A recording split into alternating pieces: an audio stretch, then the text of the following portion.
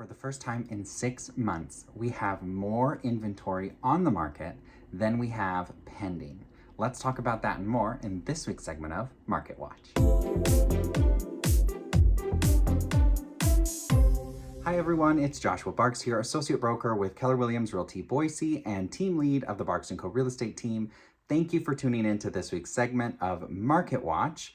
Last week, we covered our deep dive into the market dynamics for April of 2022. So if you missed that, be sure to check it out. The link to that's going to be in the description below. And then this week, let's get started with the housing update on just a week-over-week basis. First off, I think the most surprising thing that we saw this week is a huge jump in available homes. Last week we had 556 active listings on the market in Ada County. This week we have 688 active listings. So 132 new listings, more new listings this week available than what we had last week, which is a huge jump. I don't think I've seen that in a very long time. We had 273 new listings come to market this week, which is also up almost 100 from the 182 listings that came to market last week. Now, for the first time in over 6 months, I believe October was the last time we saw this, we have more available listings on the market than we have pending overall. So we have 688 active, well, we have 676 pending. So we have fewer pending than we have active, which is great. It's showing things are continuing to slow down. Now, is that going to be a fluke this week? Is that something that's going to continue? That remains to be seen because this is the first week that's happened. But we did have only 176 contracts, buyers buy homes in the last 7 days compared to the 194 the week prior.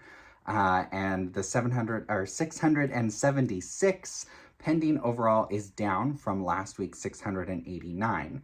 I do think buyer demand is going to continue to cool off. Interest rates, again, are having an effect on that. And then as we get into our summer months, we typically see our most inventory. And then during the summer, we usually have a typical seasonal cool off of demand as people get distracted with vacations and going outside and focusing on other things rather than just buying a home and moving. So it'll be interesting to see what happens this summer. I think demand is going to continue to cool off. Inventory is going to continue to rise. And prices are going to continue to flatten. Again, I don't think we're at a point yet where prices are actually going to come down. We are likely to see, in fact, I'm already seeing it, a lot of price reductions on the market. And so people are thinking, oh my gosh, prices are coming down. Well, what we're having with those listings is price corrections. They priced too high to begin with. The market was here, they priced here, and so they're having to come down to meet the market. It's not prices coming down overall. We're still a long ways from that. We would need demand to diminish significantly and inventory to increase even more significantly than it already has. In fact, the 688 is still lower than what we typically have this time of year if you look at the past 5 years. So that's still something to think about. And then the pending sales are a little bit under what we have this time of year if you look at the last 5 years as well. But again, we have less inventory on the market as well. So interest rates, they kind of remained fairly flat this week. We went from 5.27% for the 30-year fixed up to 5.3% for the national average. And that is having an impact on new mortgage applications and things like that. So we think we're finally starting to see demand diminish specifically because of interest rates. So you have interest rates and home price appreciation.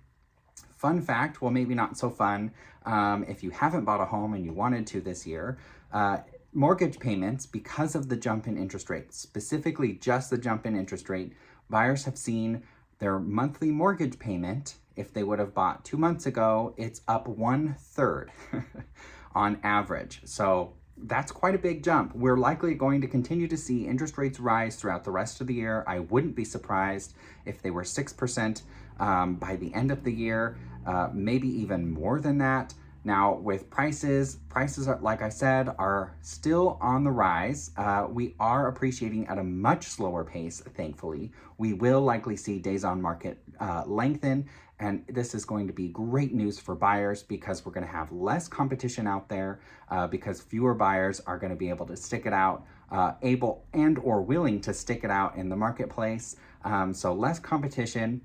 You're going to have more options because more inventory is going to be coming to market, like we have every summer, but specifically this year, I think, because of rising interest rates. And then lastly, it doesn't mean that buyers are going to be able to get deals, quote unquote. You're not going to be able to buy a home for $100,000 under asking price. Very unlikely that that will happen. The market is just not at that point yet. Now, our average days on market for everything that's active is 23 days. We're likely going to continue to see that rise. The average days on market for homes that are pending is 10 days. So on average, everything that's pending right now out of that 676 was on average on the market for only 10 days before they got an accepted offer. Now, one thing to note with it being a good time for buyers, that does not mean that it's a bad time for sellers. It's still a great time for sellers because there's historically less competition out there, but it'll be extra important to make sure that your home stands out against the others that are in the marketplace, because it's always been a competition, but it'll be even more of a competition for sellers because you're going to have more homes that buyers are looking at and deciding between. That also being said, it is going to be so important. It's always important, but extra important right now, that you price your home correctly. You're going to want to make sure that your price is competitive. You're going to want your home to be appealing to the most amount of people as possible.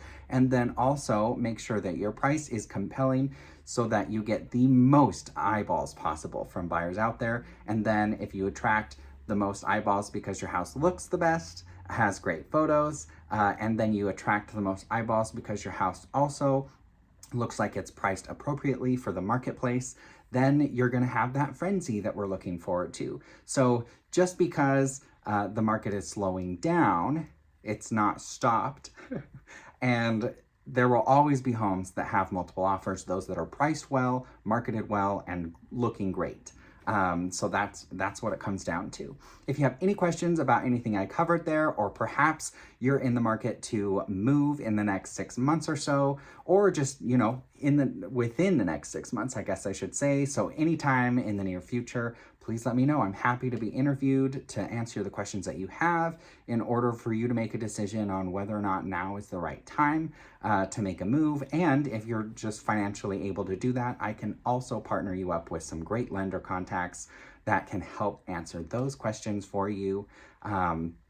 And really just come from a place of giving you the information that you need so you can make the decision that's right for you and your family. Well, that's what I have this week. Happy Special Friday, everyone. And I will see you next week for the Market Watch update. We won't have a video next week. However, we will have the regular numbers. So if you haven't signed up for our newsletter, that is also in the link to the description below. The numbers will come out, but I am out of town next week, so I won't be here in order to do the video. The following week, I'll be back, and we'll be back up and running for the weekly video of Market Watch. We'll see you then.